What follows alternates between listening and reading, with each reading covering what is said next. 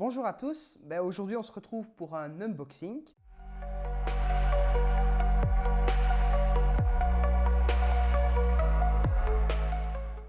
Donc du coup on va faire le tour du propriétaire puis après on déballe le produit. Donc là ici dans un premier temps on aura la photo du clavier, comment il est. Donc là ici macaron comme quoi il a été primé, comme quoi c'est un clavier qui a été amené à recevoir des récompenses par rapport au gaming. Là ici j'ai toujours pris donc la version française, donc là ici pour avoir le AZERTY, parce qu'en fait avant j'avais mon petit clavier Temu que j'ai toujours entre parenthèses qui m'a servi. Voilà la seule chose que j'avais fait quand j'ai commencé, je veux dire pour le clavier souris, avant de me diriger vers le PC, je l'avais un petit peu upgradé moi-même, j'avais mis des Red Switch dessus, des Gateron. Donc très bon clavier en principe. Enfin voilà, j'ai juste eu un petit souci avec la première backplate que j'avais de ce clavier là, puis après je fais le nécessaire avec Temu, ils m'ont remplacé, c'était sympa de leur part. Enfin toujours est-il que le clavier que j'ai là est toujours bon, même si c'est un Temu. Les switches c'est des Red Switch, donc c'est des switch gaming, donc jusque là tout va bien.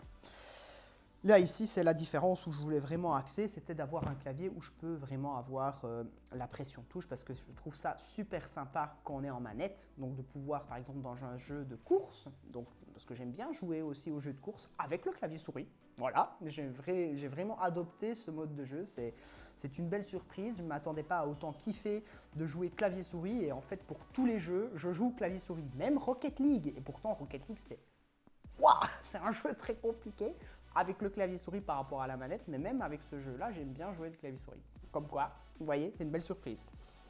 Donc là ici, pour reprendre à ce que je disais, donc on aura les informations par rapport au clavier, donc au niveau de sa langue. Ici derrière, on aura les petites informations par rapport au niveau de l'omnipoint. Le rapid trigger, c'est quoi? C'est la possibilité, donc le clavier détecte l'action le plus rapidement possible pour gagner en millisecondes d'actionnement.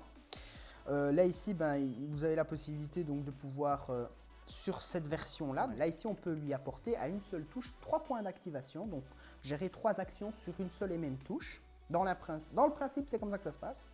On gère ça avec le logiciel de chez SteelSeries, donc c'est le GG. C'est le Quickset si je ne me trompe pas. Donc là ici, la possibilité de gérer donc, le petit display LED qui est ici. Donc là, en général, moi, je vois les infos du PC au niveau de la température. Voilà. Je vous montrerai ça, de toute façon. Là, ici, donc, on a la possibilité de protéger le fait qu'on actionne une touche par erreur. Donc, comme on peut régler donc, le temps de réponse de l'actionnement, fatalement, c'est aussi éviter qu'on actionne une touche qui est proche de l'autre par mégarde. Et là, ici, c'est la possibilité d'avoir le Quantum 2.0 Dual Wireless. Enfin, voilà, c'est pour la connexion du clavier. Voilà. Donc ça, c'est les petites infos de base. Sur les côtés, on a une vue du clavier là, une autre vue du clavier là, donc rien de bien intéressant. Ce que je vous propose, c'est maintenant de le déballer. On va le sortir comme on peut. Voilà. Donc on aura le clavier, le mode d'emploi. Ça, c'est du carton.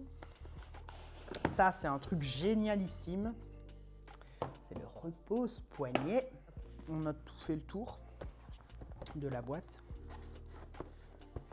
La vidéo d'aujourd'hui est sponsorisée par Top Gaming. Quand vous vous rendrez sur leur site, vous aurez la possibilité de voir les différents PC et vous proposer un premier choix.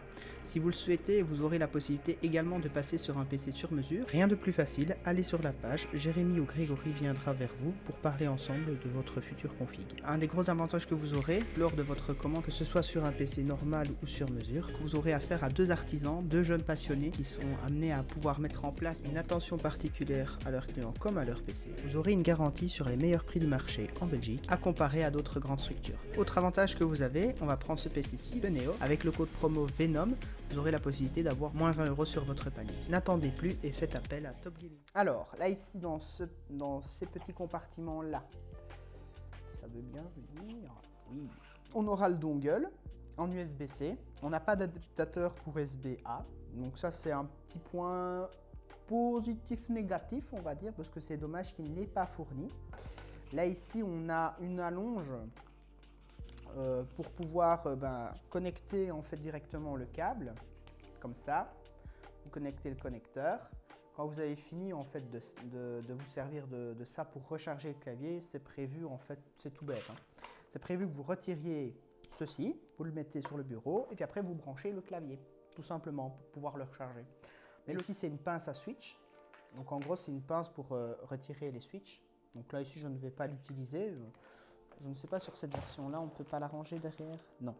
Il y a que, alors, comme ça, vous savez, il n'y a que les versions qui sont filaires qu'on a justement la possibilité de ranger la petite pince à switch à l'arrière du clavier. Je trouve ça dommage pour la version batterie, mais c'est logique. Comme la batterie est là, fatalement, ça prend de la place, donc ils ne savent pas mettre ça.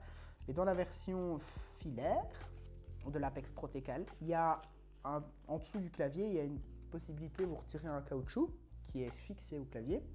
Et en fait, elle se cache dedans. Là, pour ce qui est la partie de l'unboxing où on a ce petit compartiment-là. Voilà. Là, ici, on aura le manuel. Donc, on ne va pas s'attarder non plus dessus, mais on aura le manuel qui va présenter le clavier. On aura en partie 17 du manuel le français. Donc, voilà. Donc, en gros, voilà, ça va nous expliquer brièvement d'aller sur GG SteelSeries surtout, et ils vont expliquer un petit peu comment ça se passe pour les activations et les raccourcis que le clavier propose d'avoir au niveau des activations. Je vais quand même me le mettre de côté, on est sur quelque chose d'assez sympa. Vous allez voir, donc là c'est des red switch, et pour la partie vraiment ici, donc toute cette partie de là à là, c'est tout des points d'activation. Donc les switches omnipoints. Donc là ici ils sont blancs d'ailleurs, si on voit un petit peu, voilà, ils sont blancs et là ils sont rouges. Donc on voit vraiment bien le red switch. Là aussi ce sont des red switch. Hein. Donc voilà un peu comment il est. Toujours la possibilité de le régler en 3 points. Donc c'est-à-dire que le premier point de réglage, vous le posez bêtement comme ça sur le bureau et en avant. Deuxième point de réglage, vous avez la possibilité donc ici d'avoir des petits clapets que vous ressoulevez. 1 et 2. Ça vous permet donc justement d'avoir un premier surélèvement en fonction de votre préférence d'inclinaison au niveau du poignet. Donc voilà, et le troisième point de surélèvement, donc ça c'est le plus haut. Voilà, ça c'est celui que moi perso je préfère, que je trouve qu'il me fatigue un peu moins le poignet. Le voilà.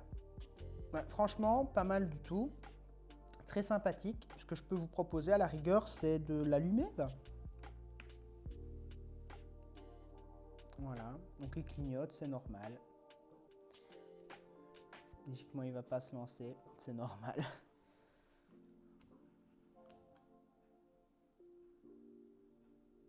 Et là, c'est Bluetooth. Voilà, je veux dire, honnêtement, ça reste un beau clavier. Hein, il faut rester honnête, le prix est beau aussi. 289 €. Ça fait mal au cul. Désolé pour l'expression, vous me passerez un petit peu cette expression. C'est clair que ça fait mal au cul, mais voilà, mon objectif, c'est vraiment de me dire, voilà, j'ai un clavier qui est sans fil. Moi qui ai une sainte horreur de tout ce qui est embêtant, contraignant au niveau des fils, plus le cable management, même si on le fait, après c'est quand même embêtant. Voilà, là ici c'est l'aspect d'être libre. Moi ce qui me plaît surtout par rapport à celui que j'avais avant, donc celui que j'avais avant c'est celui-là, que j'ai toujours, hein, bien entendu, hein. C'est celui-là. Donc pour vous donner un petit peu la comparaison, donc là ici on a plus ou moins une deuxième rangée de touches, on va dire, donc on a l'équivalent de touches. Surtout ce qui est intéressant, c'est au niveau de l'écart en fait par rapport à ici, quand je vais placer mes doigts. En fait avant j'étais tellement serré qu'en fait si je mettais WSAD, le problème c'est que pour le A, en QWERTY bien entendu, c'était un peu embêtant. Parce qu'en fait ça me faisait me courber la main, ça me faisait mal au poignet. Le plus, je n'avais pas ça pour pouvoir dire de pouvoir être un peu plus à l'aise au niveau du poignet. Donc c'était un peu plus contraignant, donc du coup en fait ma touche pour me déplacer vers la gauche c'était le caps. Donc voilà, pour vous montrer un petit peu la différence que ça peut avoir. Donc avant, donc je jouais comme ça ici, donc voilà. Donc clac clac clac clac clac clac clac clac. Là c'est logiquement là que je devais appuyer, mais j'appuyais là. Parce que sinon ça me faisait c'était trop en mode comme ça et ça me prend ici. Tandis que l'autre, la différence qu'il y aura, après je suis pas non plus bien droit devant le clavier, mais là ici confort. Franchement les touches confortable. Je pourrais mettre aussi là, mais en vrai ça va, ça me gêne pas. Un truc qui est génialissime, on a retrouvé les accents les gars. Je vous dis pas comment c'était galère, c'est juste ça, je voulais être puriste en jouant QWERTY. Le problème qu'il y a, c'est que nous, dans la langue française, on utilise beaucoup d'accents. Les accents ne sont pas impossibles à faire avec un QWERTY, il faut connaître les codes des accents que je ne connais pas par cœur. Ou alors s'aider avec un petit logiciel annexe, donc c'était Lexical, que j'utilisais, que je n'utiliserai plus, pour faire les accents, mais après il faut sélectionner l'accent. Voilà. Donc c'était galère quand on fait des textes ou quoi, dans le serveur, quand je suis obligé de notifier un truc ou de parler à quelqu'un, j'aime bien parler correctement et écrire le plus juste possible, essayer de moins faire de fautes possibles, surtout quand je rédige même des mails perso, parce que le PC ne me sert pas qu'à jouer, il me sert aussi en perso. Ben, c'est toujours un petit peu un frein de devoir se fier qu'au correcteur, et des fois le correcteur même un A sans accent alors qu'il est censé avoir l'accent, c'est une faute d'orthographe et il faut vite aller rechercher ça et remodifier, c'était un peu plus galère. Et là maintenant les accents sont là, donc yes, vraiment yes. Donc voilà, très content et avoir la possibilité d'être coucoulitos, donc c'est assez sympa. Voilà, donc j'espère que l'unboxing du clavier vous aura plu. Prochainement, ici je vais donc vous reposter un peu plus fréquemment du contenu. Donc là ici vous voyez un petit peu l'interface du programme. Donc là ici si on va dans tout ce qui est les moments, vous voyez j'ai pas mal encore à monter. Donc là ce sera plus axé sur le gameplay, enfin voilà les jeux et tout ça. L'objectif voilà c'est d'être un peu plus fréquent au niveau des posts. Ce que je vous proposerai aussi, ce sera une partie où je vous explique un petit peu tout ce qui est les paramétrages, les réglages, tout ça. Donc là ici on est sur Call of Duty, quels sont les avantages par rapport au programme de chez SteelSeries en utilisant et leur clavier et leur casque. Donc également je vous ferai un retour d'expérience sur le casque, parce que le casque en lui-même est super intéressant et je suis super content.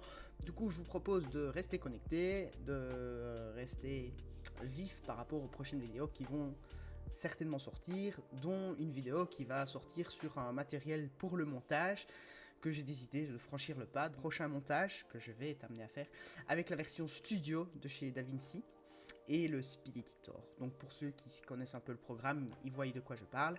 Sinon la vidéo sera là pour ça, pour vous montrer un petit peu quel va être mon compagnon au quotidien maintenant pour le montage, afin de pouvoir me libérer du temps et d'être super proactif par rapport au montage et moins perdre de temps avec la souris.